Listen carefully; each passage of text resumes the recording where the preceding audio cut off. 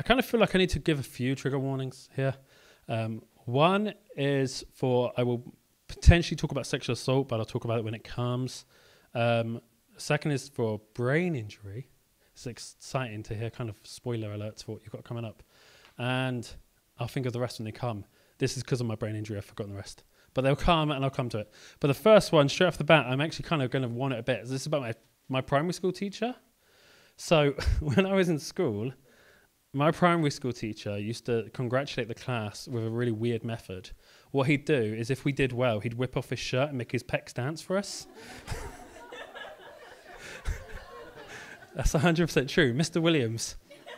He was a PE teacher who they drafted in to do maths and stuff. So you had a classroom of 8-year-olds and we're all desperate to make his pecs dance. And as I grew up, I was like, that's really wrong. What? I look back on it and I realized how bad that was. So this is a poem for Mr. Williams. Well, against Mr. Williams more than anything. And there's a niche 80s, 90s reference to a guy who used to hack TVs called Max Headroom. So the title is like a niche reference to him. That's it. That's all you've got, the title. So this is called Imagine What He Could Have Done If He'd Used His Maximum Headroom. Whenever I forget what AI is, I ask myself what my primary school teacher would say. He'd whip his shirt off several times a lesson so we could all watch him make his pecs dance. Wait a minute, this was supposed to be a poem. I forgot to include all the poetry and whatnot, all the bits about the flowers catching the morning sun reflecting off the back of a lake shimmering mystery. The definitive reason for existence, that of watching a bee collect enough pollen to have itself killed. In hindsight, there's too many poems that exist to be poems. Too many PE teachers tensing their chests for meagre applause. That's also a jab at poets who feel like, oh, I'm writing poetry just because I'm using really poetry lines. I'm just making my pecs dance. Like, your poetry's doing nothing. Like, you're just dancing there with your shirt off, making your pecs dance for an audience who doesn't know better. That's what the deep metaphor is, right? Surface and metaphor there going on. The way the book works is you got 6 poems and then you've got like an essay or an interview. The essay's about my work, the interview's with a journalist and me, the review's about my work. Except I made it all up. All the essays are written by me. The reviews are written by me. The interviews are me interviewing me. And every time the interviews or anything mention a book of mine, it's made up. It's not a real book. So there's one that's like, oh, in your debut book, Colonel Mustard's Spectacular Trip Candelabra, not a real book. And every poem has a fake book at the top that it comes from. So that last poem was from a book that I called All English Wank. And every time it mentions my books, it calls it a debut book. Because I'm annoyed by the fact that people think their debut, they put so much energy into the debut, it has to be the best thing ever write to win the awards and all that. But stuff it, in like 30 years' time you might write the best thing you've ever written. The first thing you write might not be the best thing you write, and that's okay. That's absolutely fine. There's so much pressure on that people forget to actually do the art because they're so desperate to get a debut. So it's also slagging off debuts there. This next one is called The Moon is Being Arrested for Non-Violent Protest. So this one is, it doesn't explicitly say it, but I'll tell you a story. So remember back in maybe about 10 years ago, where they were fining parents for taking kids out of school during term time to go on holiday. And they were like fining them, like, oh, you got to pay 100 quid because you take your kid out of school. But I kind of feel like if you're rich enough to take your kid out of school for holiday and term time, an extra 100 quid meant nothing. But at the same time, the government slipped in a policy, which is really back in the news at the moment, that if you have more than 2 children, you can't claim benefits unless that extra child was conceived through rape and women had to go to their doctor to prove it. So in that time, you've got middle-class parents going, oh, I had to pay an extra £100, where you've got parents on benefits having to recount their worst ever experiences of their life to their doctor just to be able to afford to pay for the child they didn't ask for. And you've got the middle class. Sorry if there's anyone middle class. I feel like I'm just ragging on you, but it's not all you. But I'm not classist. I've got middle class friends. It's fine. we're all good. But that was an issue. Like, it was like that was swept under the table where people complained about paying extra to go on holiday. So this poem it's poetry, so you've got to work to get that meaning, but it's there. So it's called The Moon is Being Arrested for Non-Violent Protest, and this is from the book that doesn't exist called Integrated Bowel Syndrome. Sometimes it's better to feel nothing but the love for some people that I can't be more than. A heart that isn't as big as it should be. I've made love to the moon and the sky. It puts some distance between my body and the world. One person can be both an 8-ball of sugary sweets and the dust that fills a room. I'm glad to find you in myself. I ain't got the time to care about no double negatives or not. When they complain about being fine to go on holiday, I remind them that there are kids living in craters on far-off dwarf planets. I can hear the sound of my blood travelling through the weather's veins. Ha, weather vein, get it? I am in the dark, but you've seen the heart of the room. And then it's got an interview that starts with me telling the interviewer that I'm deathly allergic to horses, which is true. I found out I went to a horse sanctuary, I stroked every single horse there, and I got rushed to A&E because my face swelled, my throat swelled, it was really bad. And then, spoiler alert, at the end of the interview, the journalist takes off their mask to reveal they're actually a horse. And I've been lying the whole time. It also just relentlessly slags me off. Which has got to be like, I've got therapy on Monday, I'll bring it up. Why am I writing bad things about myself non-stop? Yeah, this is crazy that Azad timed this for today. 3 years ago today, right now, I was in a coma. So 3 years ago today, on 2020, I was teaching a lesson. I was a teacher at a private school. At a private school. And I was teaching GCSE Macbeth. And I had a pain like someone had poured boiling kettle water over the crevices of my brain. It's the most painful thing I can describe ever. And I woke up a week and a half later and I had suffered 2 brain hemorrhages at the same time, but I had a stroke. And 85% of people who turn up in my condition are dead within a week. And I woke up and I was on life support and I was weirdly, relentlessly ringing my work to try and arrange cover, which I think speaks to me as a person, right? That was my desperation. And my wife planned my funeral. She got the song wrong, so I had to stay alive. She chose Elliott Smith's Say Yes, which is a great song. I've got it tattooed on my wrist and I was desperate for it. But I wanted Frightened Rabbits, You're the Shit, and I'm Knee Deep in It, which is called My Backwards Walk, because at the end of the live version, people clap, and I think it's really funny if I went down as people were clapping on a recorded track. But she got it wrong, but that doesn't matter, because, you know, she was dealing with a lot at the time. And then I spent 2 more weeks on a neuro ward, and then I went to a stroke rehab hospital, and I learned to walk again, I learned to talk again, I learned to be all this. I lost 25% of my vision. I get really bad migraines. I get panic attacks when I get a migraine. I think I'm having a stroke. I have to calm myself down. But the GP did describe me weed. So, stroke of luck. I can make that joke because I had a stroke. And that's actual like THC. That's not CBD. That's actual weed. Because he was like, it causes insomnia. It causes really bad insomnia. But I've had insomnia my whole life, so it was fine. But he was like, you can get weed if it's really bad. I was like, no, yeah, insomnia sucks. Yeah, it's terrible stuff. But yeah, it was a really difficult, awful situation. They put me on loads of different pills to try and get me to sleep, and it just wasn't working. So what I started doing was, as the sleeping pills kick in, I start writing a poem on my phone, because I don't know why I did this. I'm not doing it while I'm asleep in bed with a notepad. Just writing, that's not happening. I do it on my phone, and when I wake up in the morning, it's like gobbledygook and weird phrases and some lines of poetry, and I consciously edit that, because I'm like drifting in and out as I'm typing. So this is one of the poems that came from that, and it's called I Stopped Taking the Pills That Made Me Sleep. My brother's got a broken leg. We can't pay the rent. I've been working at the car wash for weeks and I can't stop him breaking it every other day. It works when the weather's nice. He just wants to be alone. I know where I'm going now and I know how I'll do it. I'll show you the view from the edge if you show me yours. It takes no longer than 3 seconds for the room to start shrinking around you. When you close your eyes and convince yourself you're small, they'll never put our names in the dictionary. If God was a person, he'd be in the Book of the Dead sitting naked on a bar stool with a stranger. Instead, that's what I have to do, always picking up after the big G slack. I can't believe he ever felt something for me. My head's full of black and white photos of a room and a child that I don't know. It takes more than one pill to make it worth not waking up. We can lie here until we go out and look for what's real. In 2021, we had a book shortlisted for the Ondaatje Prize, which is like really big prize. There was like journalists in the room and everything. And it was for Writing the Camp by an author called Yusuf M. Kashmir. And he was born and raised in Badawi refugee camp. So it was about his time there in Badawi refugee camp. And I remember I got to the event because Yusuf invited me to accompany him. And I said to him, to be honest with you, Yusuf, I had to ring up before to find out what black tie meant. I don't know what that meant. And he said he did too.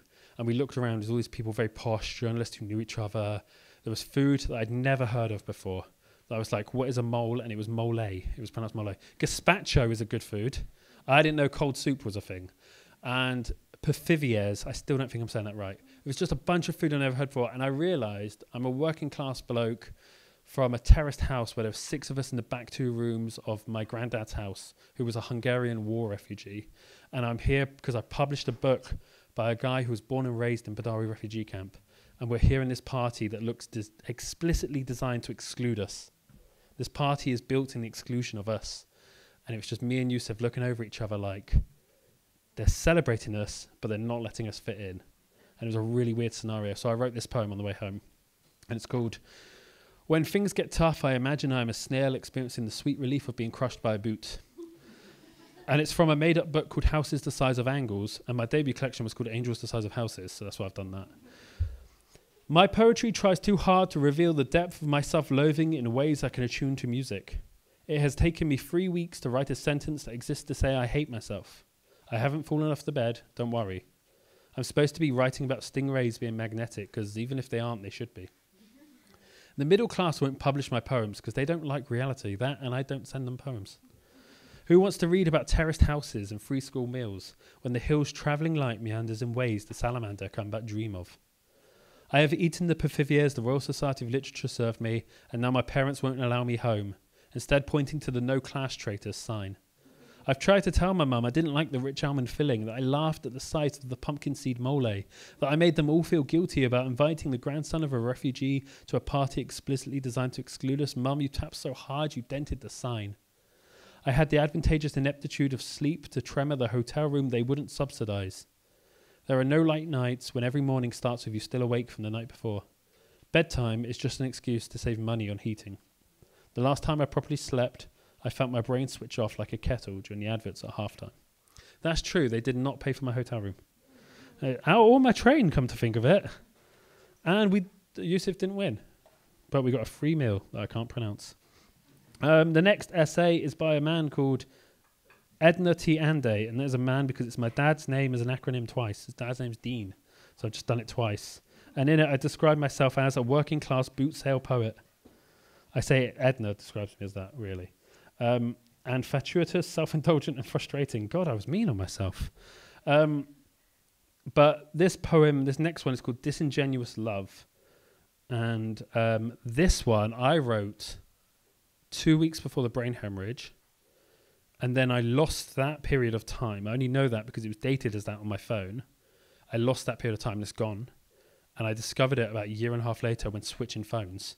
And I thought, wow, I was quite good. Like, I was really impressed by myself. I had to check with a few people first that I hadn't copied their poem. I was like Google searching it in quotes. But I wrote it, I think.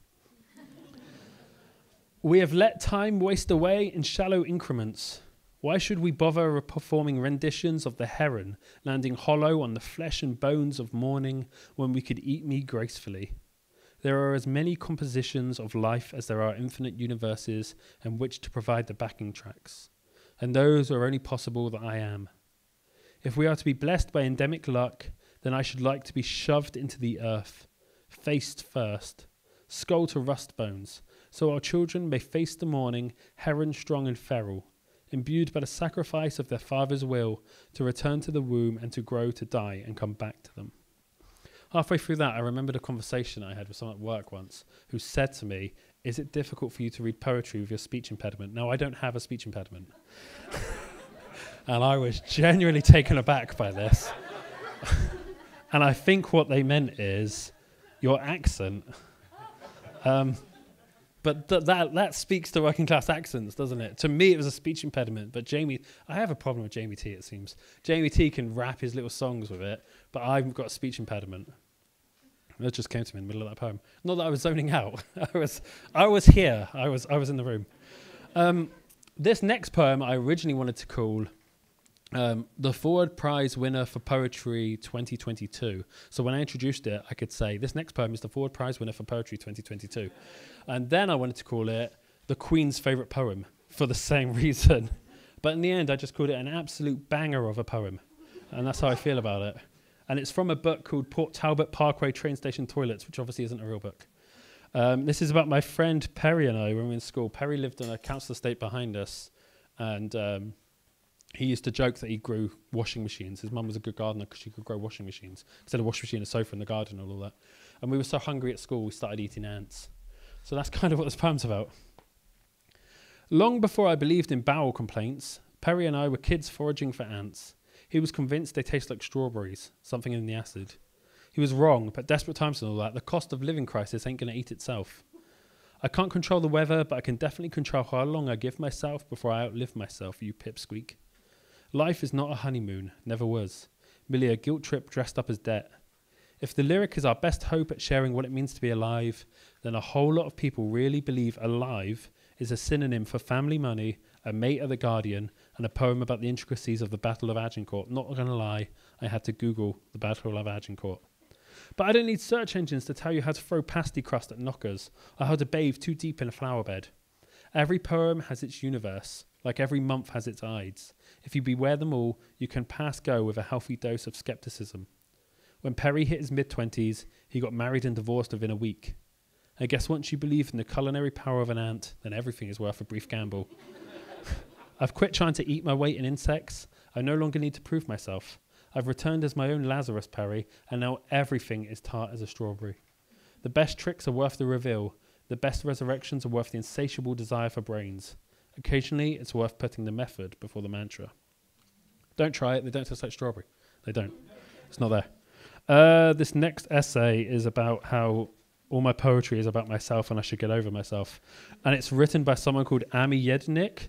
But if you turn Ami the other way around, it means Emma. It's Emma. And Jednik the other way around, it looks like Kennedy. And my wife's called Emma Kennedy. And I think it might be me saying what she thinks about my poetry. Imagine being married to a poet. Sorry if anyone is married to a poet. It's not. They just read you their poetry all the time. It's garbage. It's a terrible existence. This poem is great because I managed to slip an Adventure Time reference into a poem. Has anyone watched Adventure Time? Yeah, superb. So it's got a cosmic owl reference. So it's called, I've bended the corner of the title. That's not the title. No one I know of has seen the whole world in a year. And it's from a book, not really, called Nature Poetry as a Prize Plea. So this is my thing that people are like, oh, look at all these poetry prizes. Aren't they lovely about nature?